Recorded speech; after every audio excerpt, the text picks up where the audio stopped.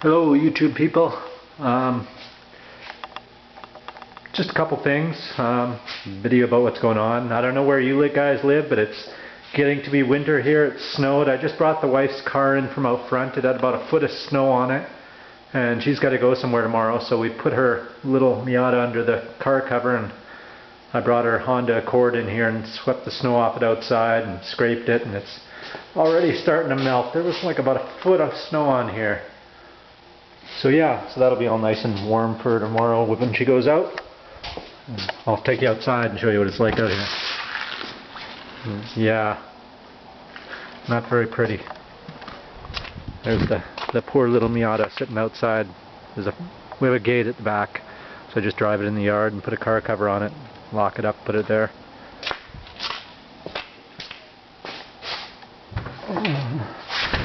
Also shoveled all the sidewalks, and as you can see they're getting covered in snow. Shoveled the deck, hot tub off. We use the hot tub in winter, so I try to keep the deck shoveled off.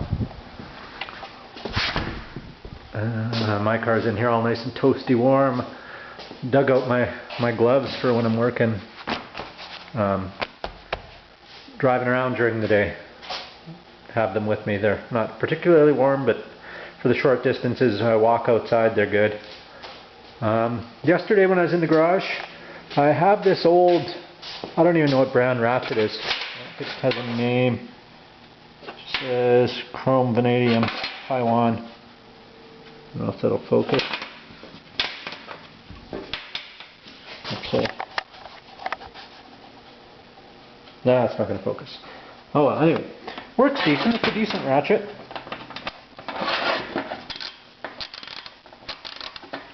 And I've had it forever, and I used it with a cheater pipe and bent the handle, so I haven't really used it. And I had this old screwdriver from Westward Tools that I never used also. I have a box of tools that I don't keep in the toolbox. I keep under here. See if I can lift the lid on that and show it. Like it's full of sockets and screwdrivers, wrenches, a little bit of everything. There's probably about 30-40 pounds worth of tools in that little box down there. Anyway, so I took one of the screwdrivers, pulled the blade out, ground down the shaft of the ratchet, because it was like very similar to this one. This one's a Canadian Tire Mastercraft ratchet. So it's fairly, the handle was like that. So I ground down this part on the bench grinder and the belt sander, drilled out the handle on the screwdriver, and pounded it on. It's never coming off. It's on there pretty good. And now I tried to drill the angle of the screwdriver handle kind of crooked so it would straighten out for the bent ratchet handle, which I didn't want to straighten because I didn't want to break it. But it's a little crooked, but it's not too bad. And it's pretty comfortable in the hands now. It's a relatively soft rubber grip handle. So yeah, I'll probably use that ratchet now instead of it just sitting. So yeah, that's an idea. Take old screwdriver handles. I've seen guys do that with snap-on handles onto ratchets before and make their own soft-handled ratchets. It's back in. Try to keep another thing I did. You can see this. Yeah, that's the melted plastic selector knob on a Husky roto head ratchet. That's what happens when you soak it in acetone and automatic transmission fluid. It still works. It still turns. Before it hardened up, like this was all like goo when I pulled it out. So before it hardened up, I kind of squished it together to make a thing where I could turn it. So yeah, it's still usable. It's not exactly pretty anymore, but oh well, it works. Put this one back in there now that it's got a handle. Of course now it takes more space. Should close. There we go. Those are my 3/8 ratchets. Yeah, what else is new? Oh, this other light, I had this in another video and mentioned it. Bought this at Walmart. It's a really cool light. Very bright. Has a magnetic base. It's the normal light. It's one of those cob lights. It has three lights. And then there's this, which I think is pretty useless, this flashing red. But I found a use for it actually. I keep it in my car now. Just in the driver's side, there's a door pocket down here inside. But I thought, you know, if I'm ever changing a tire or break down somewhere at night, I can just pop the hatch. And what I did is, you can see it there, there's a little round metal thing that I stuck up there with two-sided tape, well, Velcro actually. And so now I can turn on this red, leave my hatch window open if I'm working on the car, stick that up there, and people will see that flashing in the back for miles. It's fairly bright. It's hard to tell on camera, but I mean that really stands out. So that'll help prevent, aside from the regular hazards, I mean they'll probably spot this more. So yeah, I thought that was a pretty good use for it. Other than that, I can't think of much of a use for the flashing red lights. So yeah, I just keep it in door pocket. Keep a bunch of stuff in my car. I spend a lot of time in my car. My SUV, my cell phone holder, dash cam, handicap placard. Yeah, the dash cam. As long as I've had it, I've never recorded anything worth keeping. The memory card, SD card, just rewrites over itself, and there's been nothing on there worth saving. A little splitter down there. I've got a radar detector in here too that I use. So yeah, that's what's going on with me today. Shoveling and shoveled back driveway, which I have a fairly large driveway. I can park about 4, 5, 6, maybe 7 cars there if I squeeze them in. So I shoveled that off. I do have a snowblower, and I got it running. I was actually smart this year and got it all fired up and running before the snow came, but I didn't feel like dragging it out today. And one of the things I highly advise to anyone is back behind this plate is the carburetor, and to take this cover off, you've got to take off the muffler cover. There's about 10 bolts, and they go all over the place. You got to disconnect the primer bulb, disconnect a whole bunch, the starter switch, because that's the choke. There's the starter on switch, the electric start, that's over there. But you got to take all that stuff out. So what I did was drilled a hole right where the carb is and put this plug in. And I can, if I'm having trouble starting it, I can pull this plug out. Probably easier if I had a little screwdriver or something. And I'm also trying to pull it out without losing it. So yeah, I can pull that out and just give it a shot of starter fluid and get it going, and it'll go, and just pop the plug back in there. So I'll pop it back in after. It's kind of hard to do with one hand here. But yeah, it's a good idea if anybody wants to do that. I would. They have changed the design, as Ace Repair was showing. They've changed the design on some of these, so you don't have to take all that crap apart to get to the carburetor. But this was my way around that. I just drilled a hole and had a plug that fits it. Right there. Just plug the hole with it so nothing gets in there. And you can just spray it with starting fluid, Carbon-Medic. I know I have some starter fluid here somewhere. That's so much junk on these shelves. Paint. Quick start right there. And I mean, you spray that in there and give it one crank or even pull start it and it'll go. Bunch of all my other stuff in there. Paints, brake clean, PB blaster, graphite, all sorts of stuff. Power steering, brake fluid, hydraulic jack oil, some more oil back there, transmission fluid, propane, 12 bottles of synthetic oil, acetone, paint stripper, goo remover, Tamiya model paints, car washing stuff, all sorts of junk. I keep most of my car washing stuff in this little IKEA plastic box. Microfiber towels, chamois, sponges, brush, paper towels. This little drying chamois is awesome. It's a sponge wrapped in a chamois. It works awesome for drying cars. Really, really good. Better than a chamois. I never use the chamois anymore. I just use this. So yeah, not really any topic of this video. Just kind of wandering around the garage. Wife's making supper. First aid kit.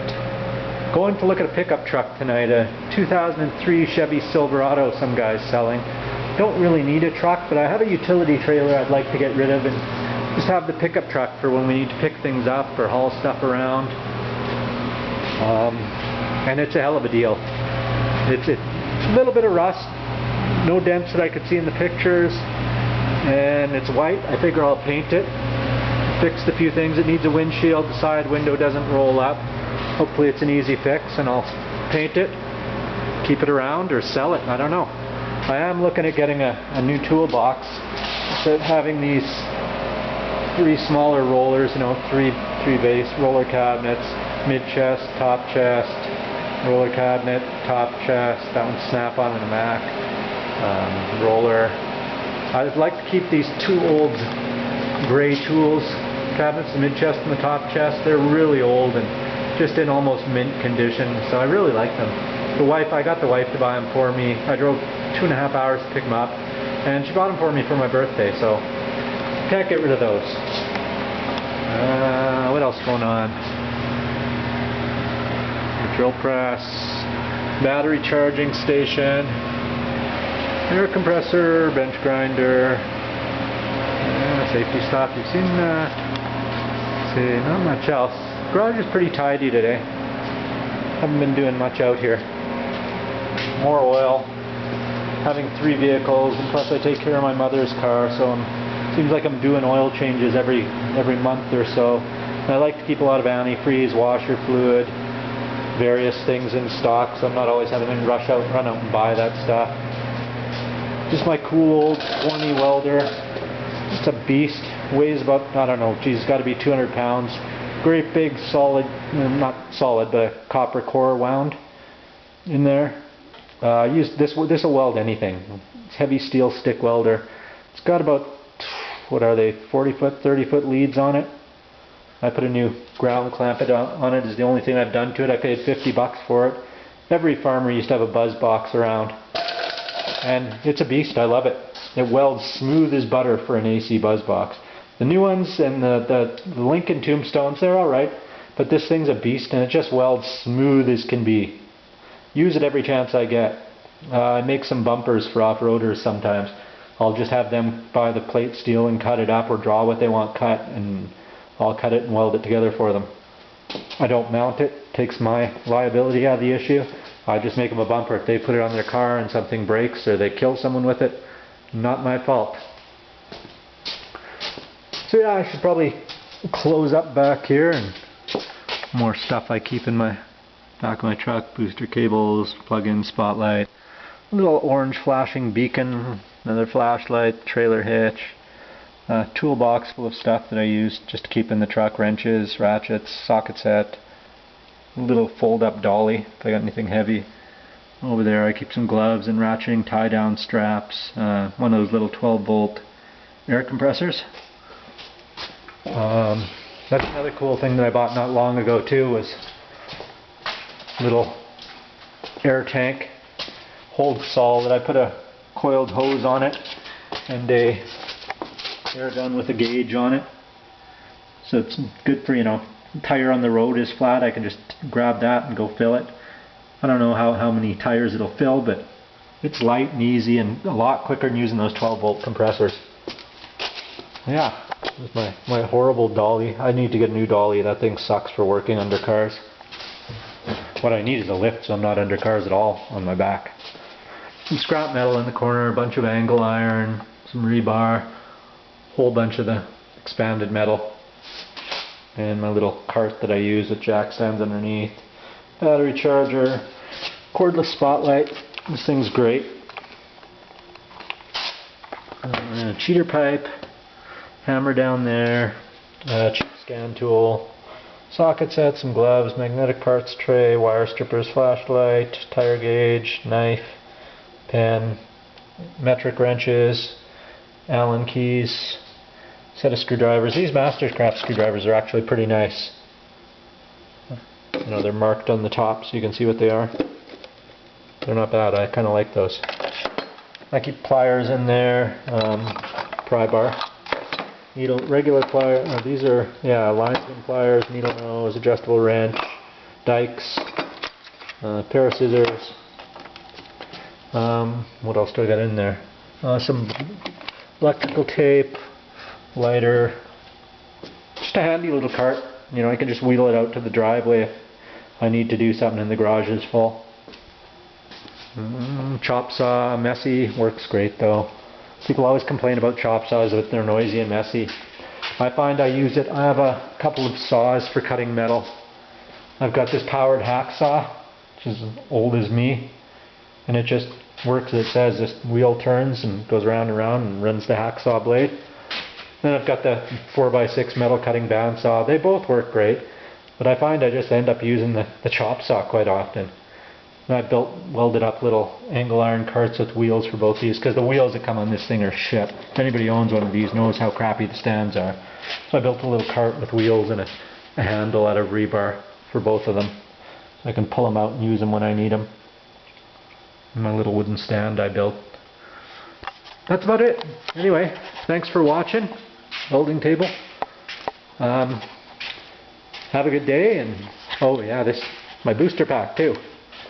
I just charged that in the house last night and put it back in here. I went to check it because I was going to put it in my car now that winter's coming here, and it was almost dead.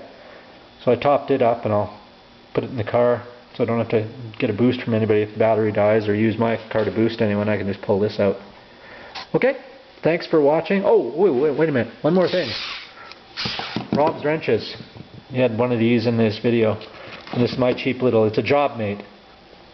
And it's a little, just plug in the cord. I think it's 3 amp or something. This thing is old as dirt and works. It came with a bunch of tools I bought. And I didn't think it worked. I put on the charger for an hour and it's been going. My wife has used it putting together furniture and stuff. And it's, as Rob knows and has seen, it's so much handier than twisting your wrists off with a screwdriver. So yeah, a bunch of cordless drills, another little bench grinder. All sorts of crap we collect. Little wire bending thing. You can use coat hanger and bend all sorts of shapes using that jig. Reposition these pins and stuff. It's cool. I got that at Lee Valley Tools. Okay, I'm rambling on here, so thanks for watching, and have a great day.